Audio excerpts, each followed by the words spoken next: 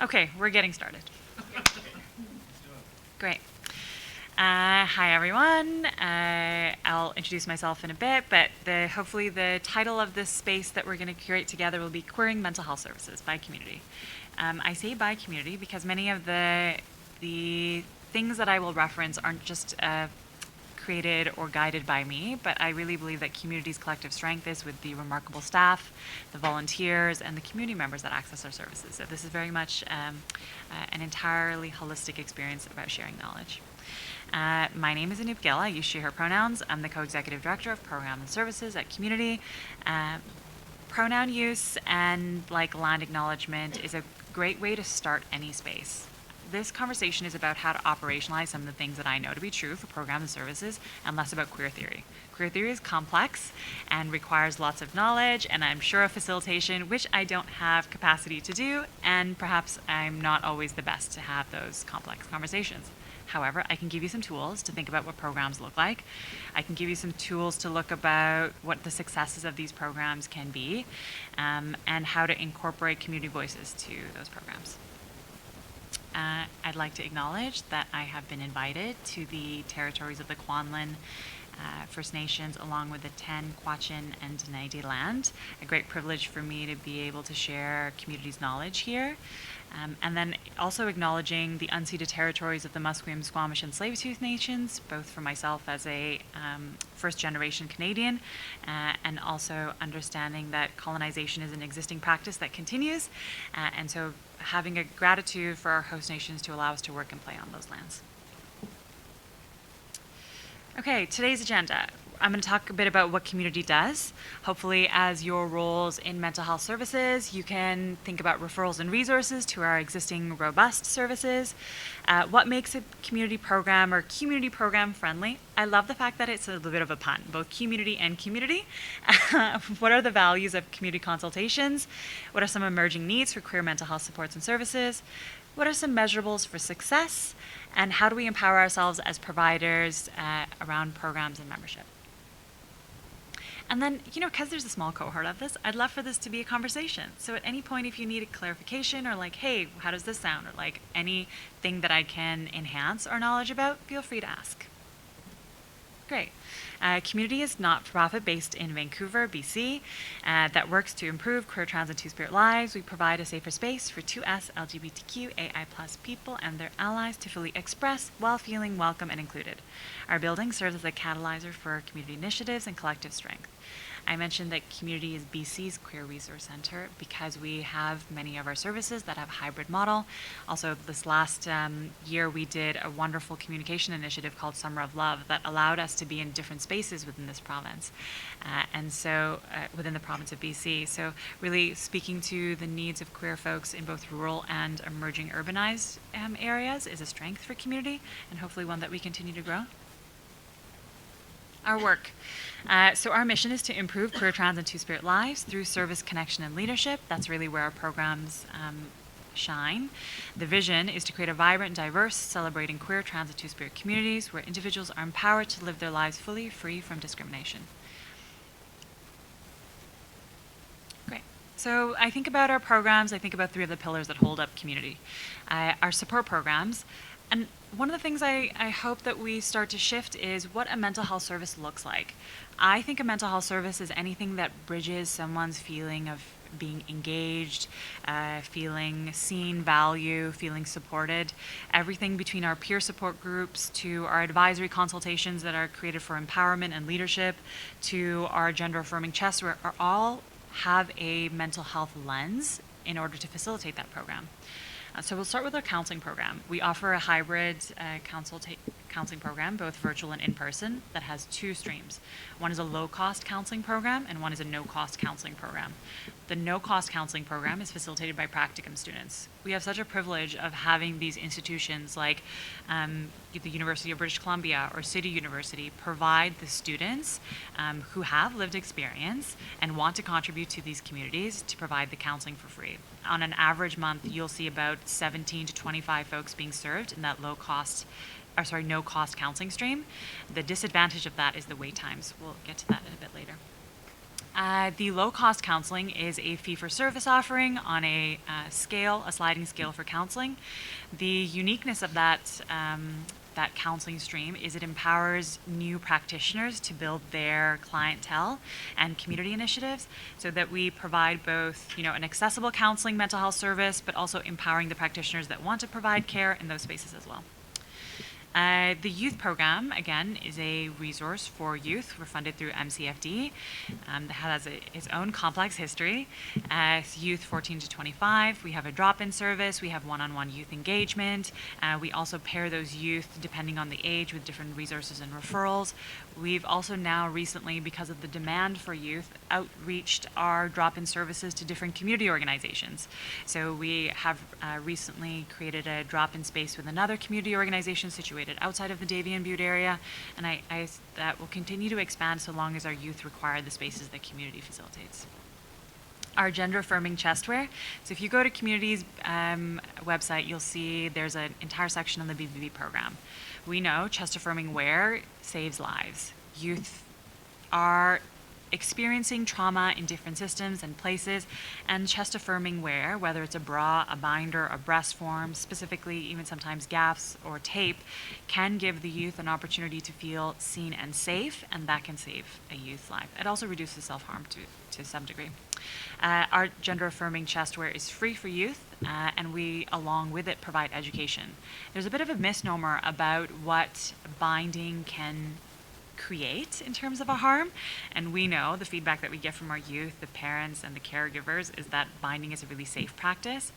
I think it's a bit of a homophobic and transphobic, biphobic experience for parents who perhaps aren't aligned with their children's experience, that they want to talk about binding being unsafe. But we, through our community consultations as well, know that our binding experiences have been safe. Then we have our seniors and older adults program. Again, seniors, unfortunately, I've been learning that they don't want to be called seniors. They want to be called older adults, anyone 55 plus.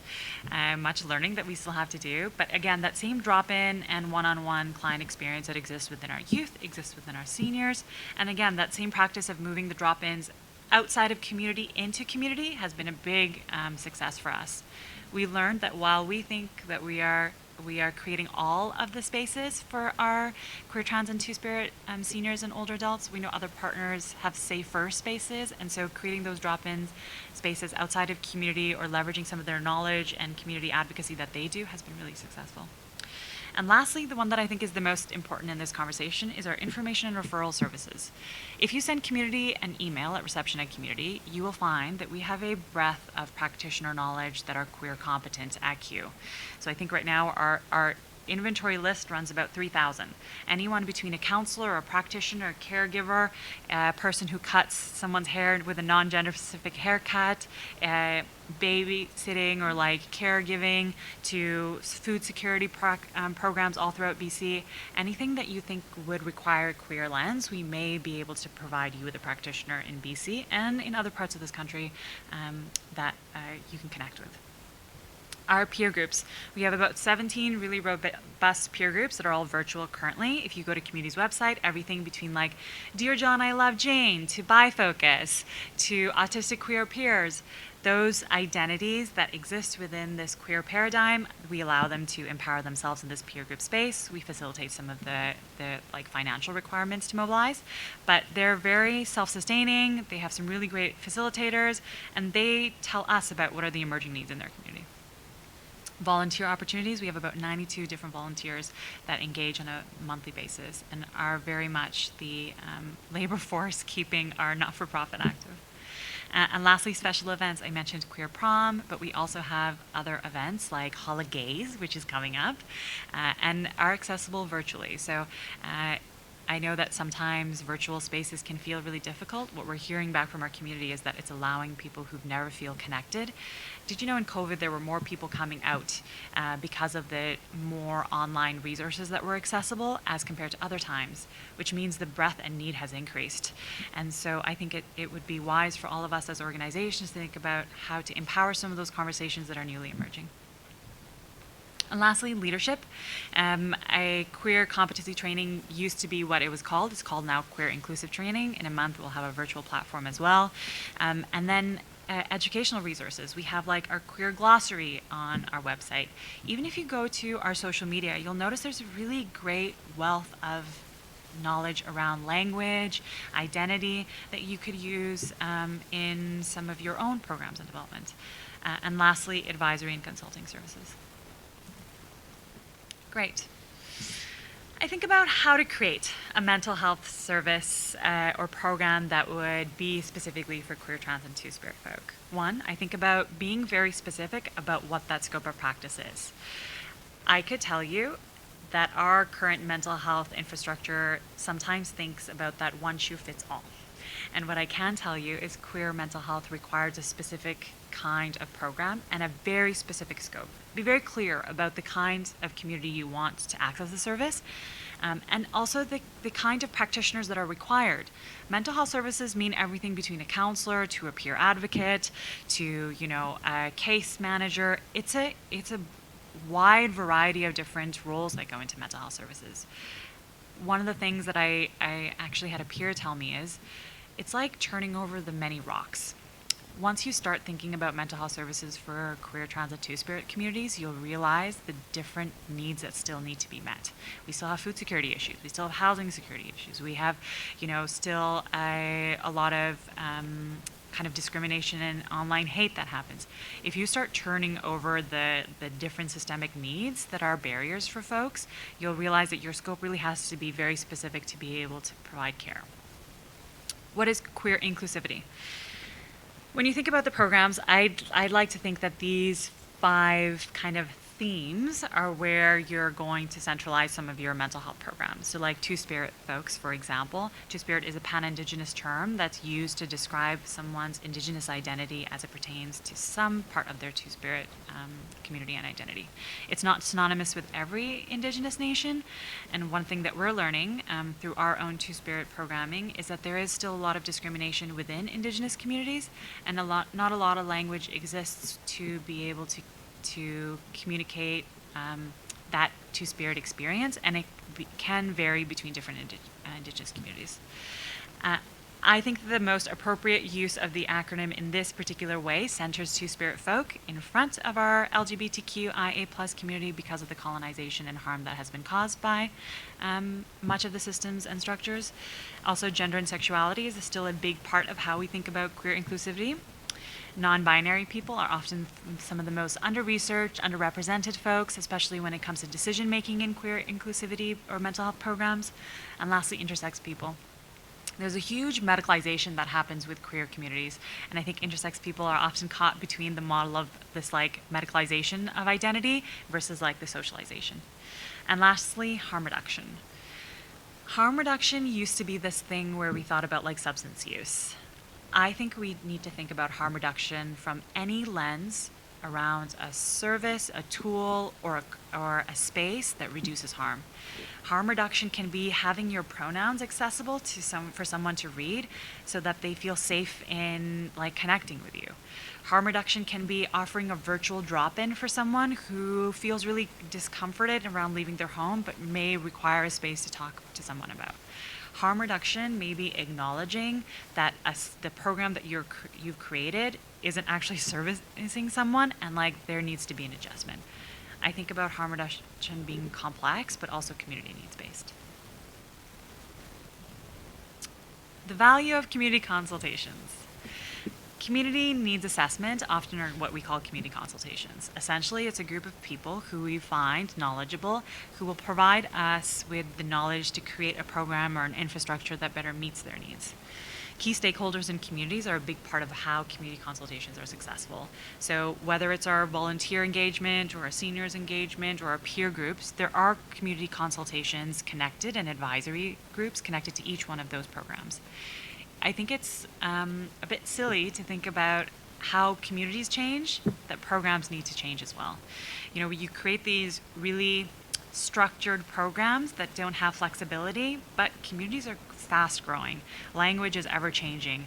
They have far more access to resources now, and they're much smarter about the way that they want to invest in resources because of the internet and because of their own network of communities. And so I think having those folks contribute on a regular basis gives us insight about the success of our organizations and programs, but also makes them feel empowered that they're contributing change. Honorariums, let's pay people for their knowledge and work. Giving the results back to community. I talked about how queer, trans, and two-spirit folk are often underrepresented in research.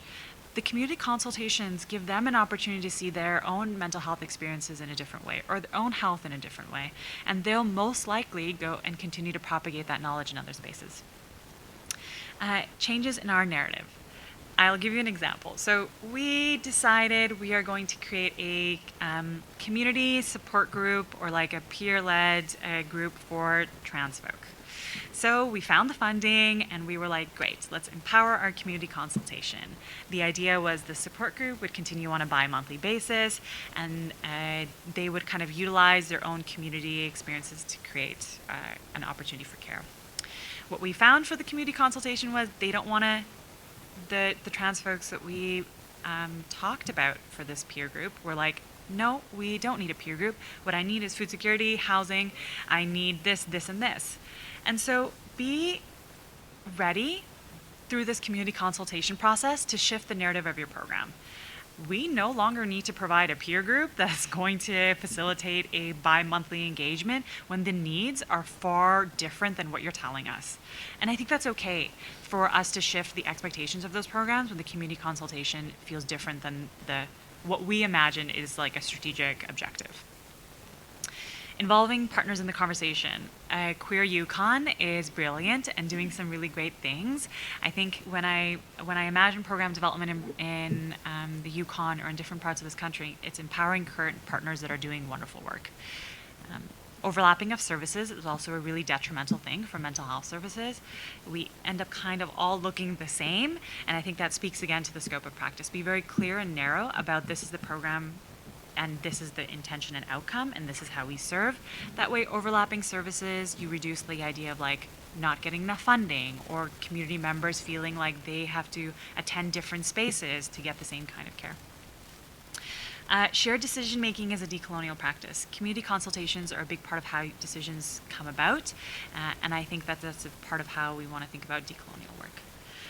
Institutional knowledge is not same as community practices. I could create a little top 10 things that you would need to do to make the space feel queer friendly, and how that actually gets rolled out in community practices may be different, and I think that's okay. They both have meaningful and value engagement, but just keeping in mind that how communities practice is very different than perhaps our institutional knowledge. Yes.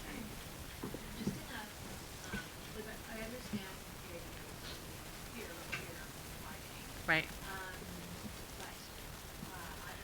the manager of service there. Mm-hmm. CMHA is also tender to provide services. Yeah. And then all genders also expected to provide specific services. Yeah.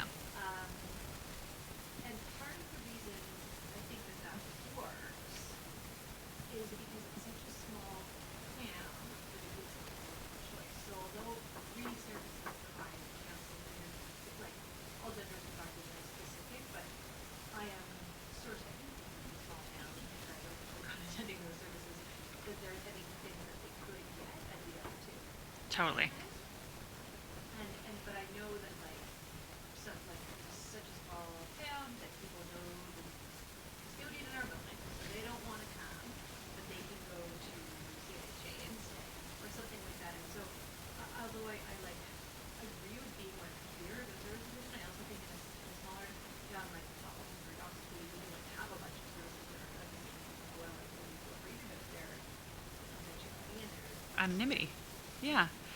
No, I totally see the value in more like smaller towns, right? You want to protect someone's capacity to access a service.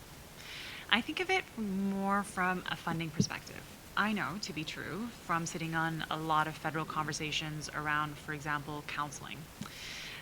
The way the money flows down for healthcare services, it's not valuable for organizations, perhaps like a community, to invest in a practice that exists somewhere else, because we're reinventing the wheel.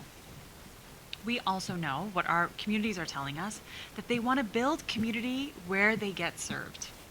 So I think anonymity is something so important and really like amazing and mindfulness to consider. But I also think that if a service exists in a space, there's a beautiful opportunity for us to create a community there. So that there's a way that you can manage knowing the custodian while also feeling respected and safe and seen, and perhaps bringing the custodian's experience along with you around care. I know that the folks that access community services likely won't access anywhere else because they find community there, right? There's a something around the value of like wraparound services. So if we build this one infrastructure where we have unique services that are served and seen that are different than other folks, you build that community that has a lived and shared experience that's similar. People actually like love learning to and I get a lot of instructions. But I just read it. Slightly proving your point. But Well, the youth that come into our space, they see the staff who have, are part of the community. And it gives them an opportunity to feel like, wow, that's something like a job that I could do, or like that I can be validated and seen and affirmed as a youth and like be in professions that are like indicative of my identity. You'll see the seniors like pass by the counseling rooms. You'll see the youth step out and like go into the volunteer engagement room. Like because that doesn't exist anywhere else, you continue to foster someone's need and value to stay connected to that community. Many of our folks who are ending their experiences in counseling will stick around just because they enjoy the ether of that space, right? There's something really safe and seen about knowing that this community has provided me a service that also has built my community. Yeah. I always think about like not overlapping a service because I'd like to get this program funded, and for the funding venues that I need to apply for, the likelihood of me getting it funded if it exists somewhere else in an organization is unlikely. Yeah. Great. Queer mental health services, just a quick landscape analysis. There's a complex history around mental health services. There's a pathology and medicalization. It was just not many years ago that someone's identity wasn't like utilized against them in this medical model. Some of what the youth talk about as their experience in this medical model is like around gender dysphoria and how discomforting it makes them feel that a psychologist or psychiatrist is referencing the DSM. Not queer specific. We know that queer folk experience more negative mental health outcomes than their cis hetero counterparts. Again, because of the very limited research around the complexity in queer communities, it's difficult to identify what are some of the barriers, but we know that there are far more barriers around experiencing care. The recent, I think Stats Canada came out with this very alarming stat that said 64% of 2SLGBTQIA plus community members experience online hate. And I think it's because we did this really great thing in COVID where we moved everything virtually, but we may have not put in ethical measures around safety. Facebook, Instagram, places around like where communities gather, it's a place for them to share the most vulnerability and their identities, but it's not invigilated. There's no like support service. There's no way for us to talk about what those community needs are in those spaces. And I think that's shown to be harmful. The value around peer-based programs. I can't stress enough how impactful it is to have someone who has lived experience contributing into program development and providing care. Programs aren't as sustainable due to limited funding. I think, a couple of weeks ago, the federal government announced the $100 million that are going to LGBTQ organizations, and we are very excited. But I can tell you $100 million over 5 years is limiting. But we look forward to seeing what that ongoing process of funding can look like. We want the mental health services to be very specific. For example, conversion therapy. As a federal body, we've been really talking about conversion therapy, its impacts, its harms, but there haven't been services that are very specific to the trauma caused by conversion therapy, or like peer support groups or advocates that want to further along the conversation, just not about the impact that it's causing.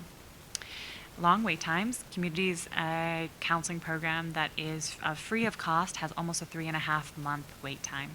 Can you imagine someone who has an emerging mental health need? Do you think that they can wait 3.5 months?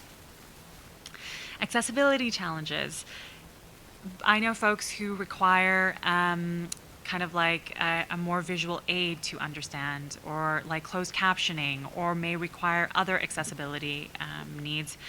And mental health services that are especially queer specific don't always have those tools built in.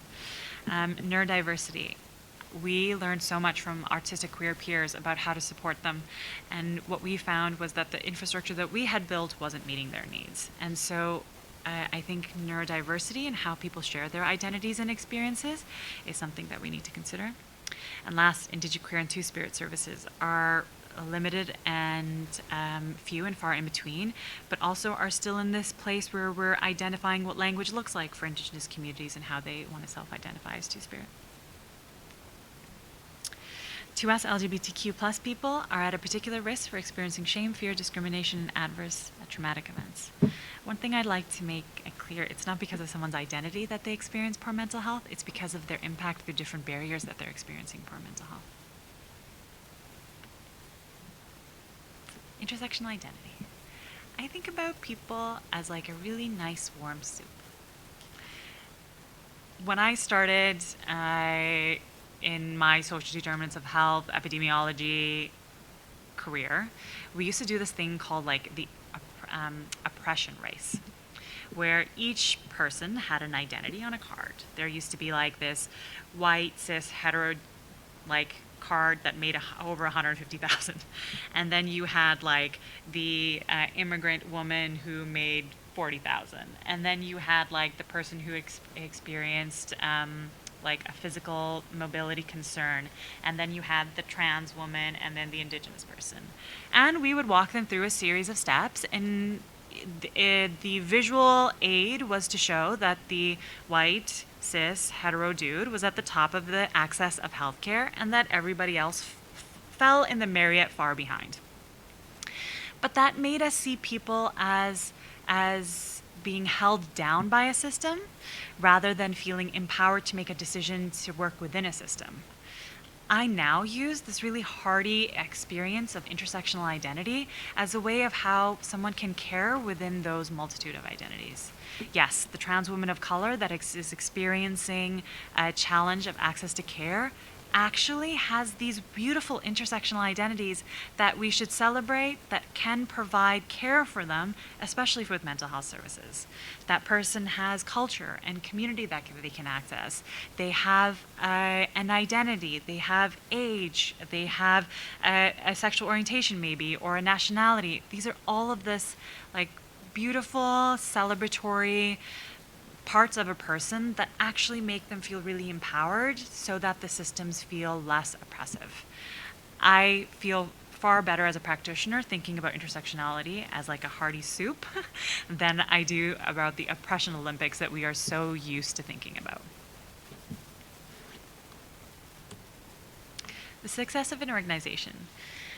If you do the things where you create a program that feel good for queer, trans, and two-spirit folk, you'll notice that people feel belonged to an organization or that service.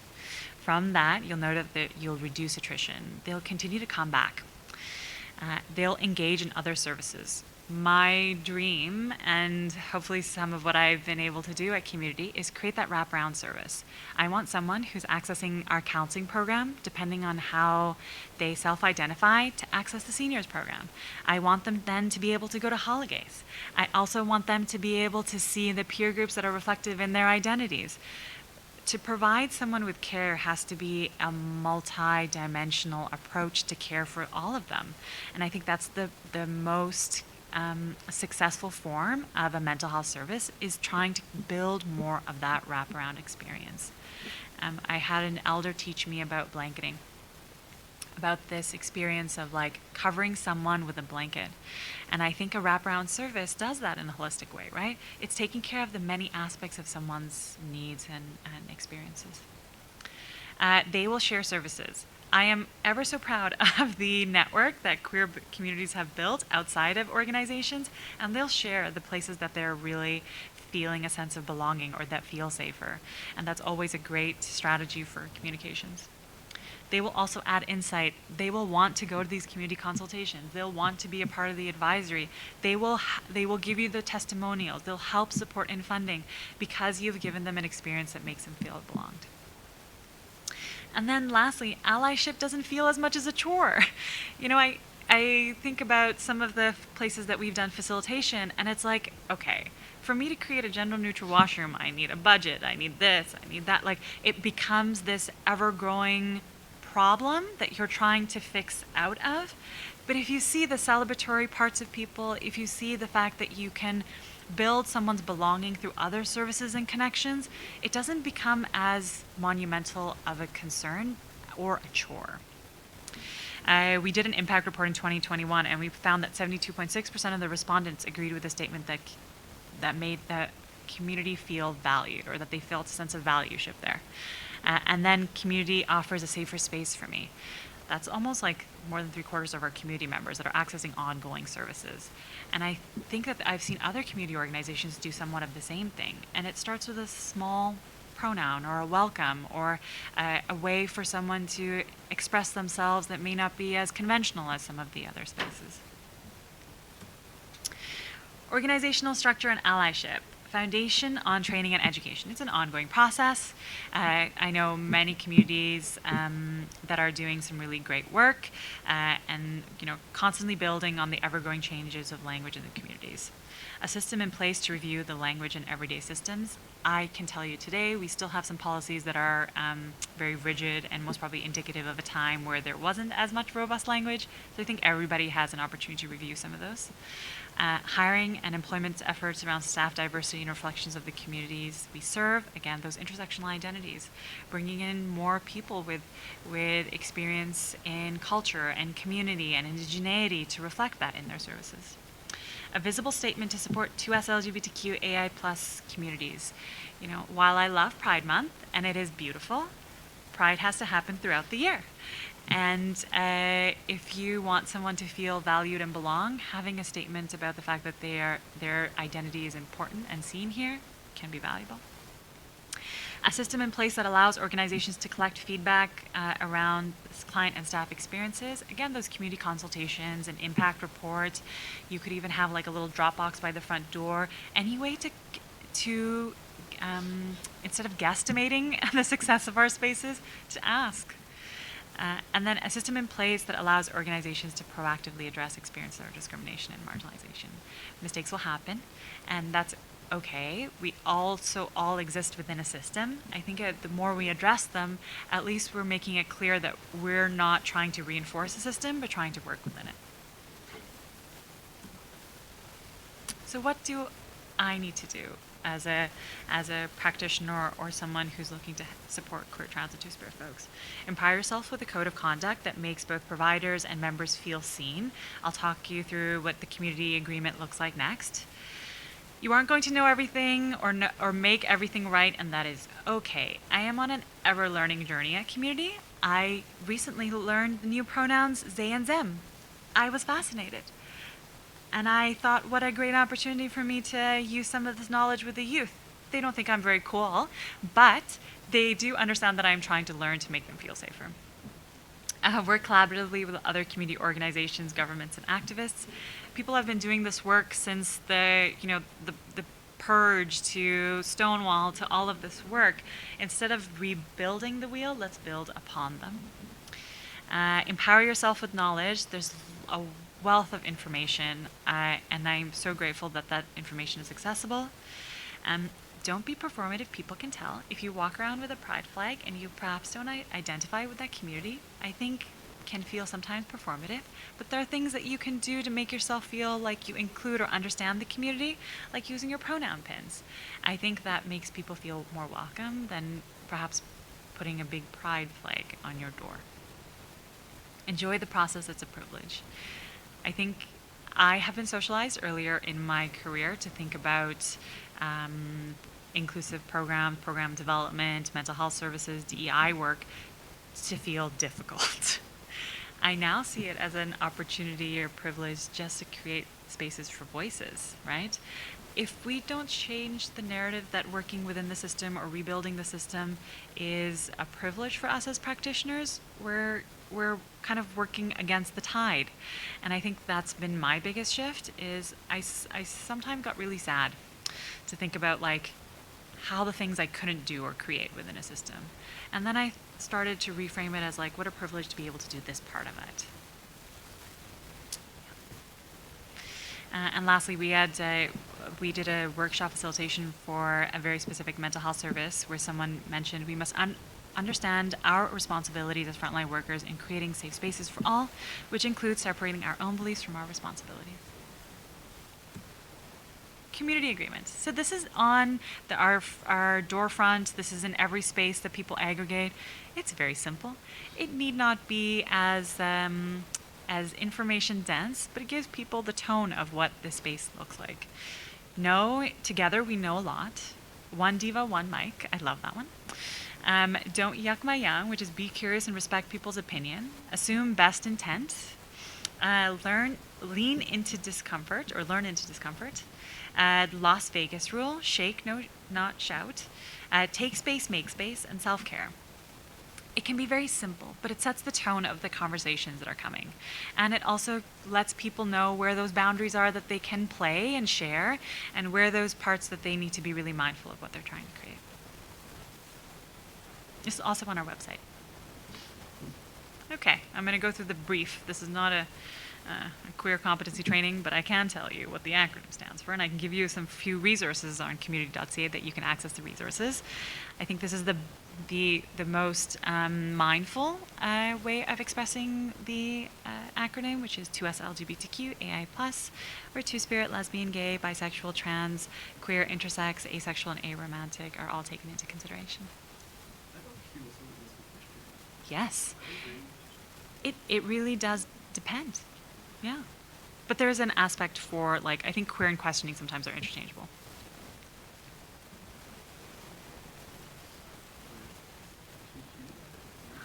Love that.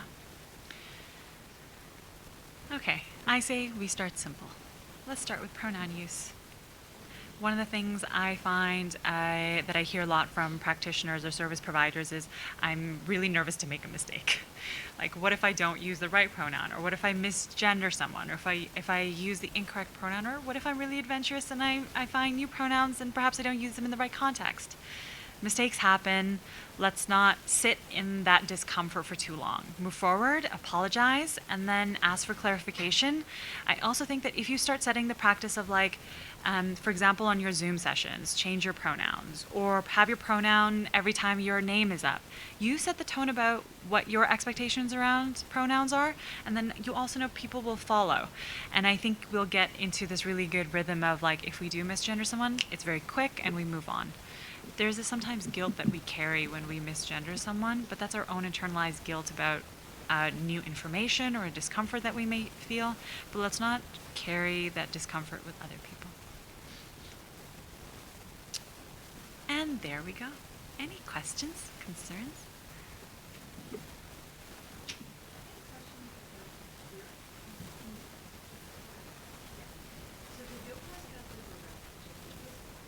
Love it. Yes. And like I guess it's like the policy of a lot of universities to not allow and we have found that is 3 months, 4 months, 2 hours, and do that. So I was wondering if you ever like. Sorry, both of us are practicing students. Sounds great. Yeah.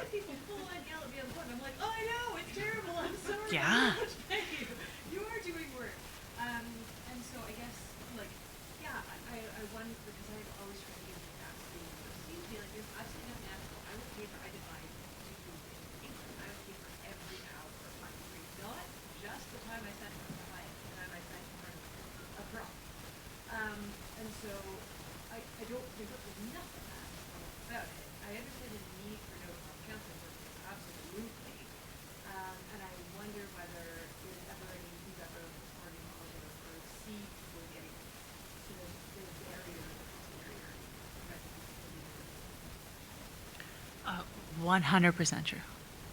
Practicum students are like, how do I say this nicely? We kind of take advantage of the fact that you aren't a paid service so that we can facilitate the no-cost counseling. So last season, with our practicum students coming in, so we have about 3 to 4 counseling practicum students. And they're supervised by the clinical supervisor.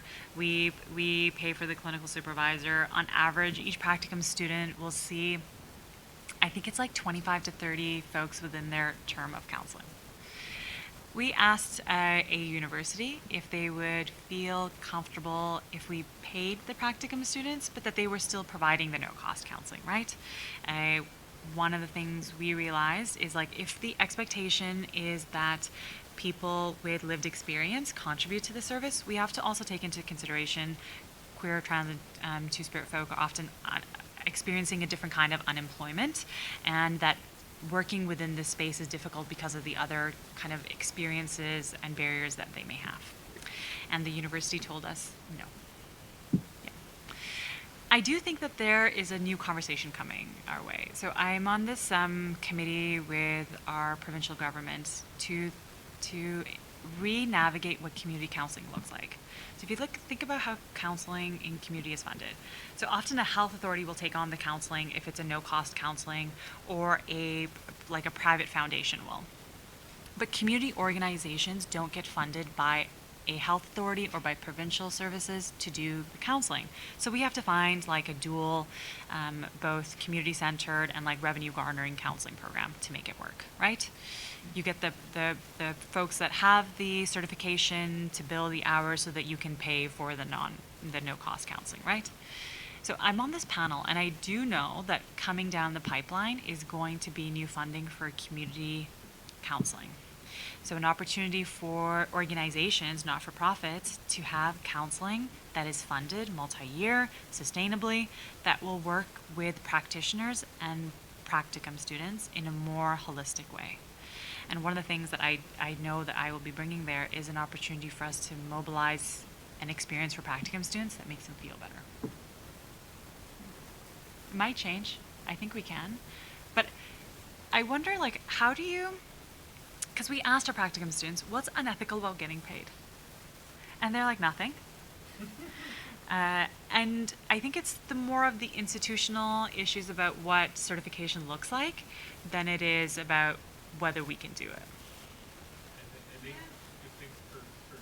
I have heard the other side of this argument, and I don't agree with it. But the other side of the argument is that practicum students are the goal of the practicum is to actually do work. And as much as again, where I am, like I'm there to try to provide as much service as I can, as well as learning. And the complicated thing and where the ethics come into play is when you're being paid to do the job, then the expectation is that the job comes first. Whereas the practicum students are not, they're like the expectation is that they're there to actually learn, not necessarily do the job. And it was a very, very kind of subtle difference. As I said, I don't agree with it. Totally. But, The problem is not professions that we need badly. Like I don't know, like people are like, fine, like we don't want to pay people to be stock traders. Like fine, we don't need to. But we do need health service. We desperately need them more than they ever have. And so like the UK has for years of these paid positions. But also just paid training programs and other stuff because they're training to do stuff that we need them to do. So it just blows my mind. They're like, oh, can't pay someone to learn something. Like what? What is an apprenticeship? You know, We do that, but only for the trades. But that's banana. well, There's- the sciences co-op exists. yeah. Co-op exists, which is There's a university that the student has to pay to do a practicum at community. Like, think about that. If you want community as your specific practicum, you have to pay the university to do that practicum. No, all our social work students go full on are paid to be at our workplace. I cannot wrap my head around it. This drives me But it does definitely keep, I've had several like single moms who are like, man, I Yeah. don't pay my mortgage, I can't. Not very. Yeah. So You know, for that argument around learning, I know our practicum students do actually do a really great, like, they do like training with our clinical supervisor. They're, you know, they're aware of like queer theory and like lived experience. They're incorporating that as they learn. But I don't know a single staff person who isn't learning as they are doing their role at community, because the language and communities are changing so fast that it's a requirement. And I'm more than happy to shuffle that conversation up to the folks that need to, but I do think it would actually make the practicum students feel more connected to their work if we valued their work by paying them. you know, I can understand that I didn't get paid the same amount as a qualified professional when I was doing my graphic. Totally. I can understand paying a very different rate. But you like, oh God, pay a living wage, but I don't, you know, like that's, it just seems, sorry, that's. No, even even so far. having some sort of initiatives, like nursing, there are a lot of grants and initiatives to Yeah. become nurses or local special. Well, you know I what? mean, we're going down a whole other rabbit. There's a very unique conversation around like getting paid to care for someone that is like surprisingly very sticky when it comes to counseling. I see there's so many conversations about like ethics and like where those boundaries are that I don't see operating in some other practitioners or like other mental health services, but in counseling we're very aware of it all the time. And I wonder if that's also some part of how the institutional knowledge of like what is counseling, how we operationalize care, that can't be changed as well. But that's, I think, a bigger conversation. Thank you for the opportunity to share.